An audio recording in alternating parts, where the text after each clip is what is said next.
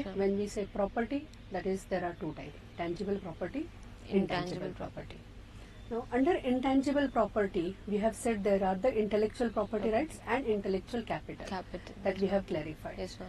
Now, what we have entered within that intellectual property. Now we have made a subset. What that subsets are there? Now we have understood what is that intellectual properties. Yes, ma'am. Now we have made the subset under that. What that subset is? Industrial property and copyright and related rights. Okay. So what we have done, we have separated the copyright as such, and then we have kept the industrial property.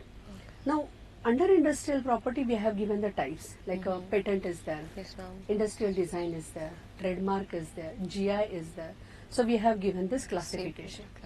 Now one more thing you can just keep as a think as a tip to Yes, ma'am. understand that difference between industrial property and copyright.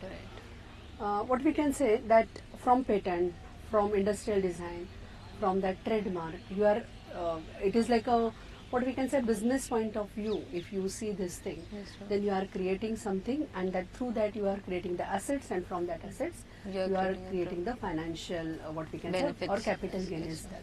Obviously through copyright also you are doing that Doing thing. the same thing. Publishing industry or film industry, if you see, whole thing is like a copyright is very important in both these industries. So we have kept this copyright as a separate thing, that is a copyright and related rights, where broadcasting rights and performing rights are there.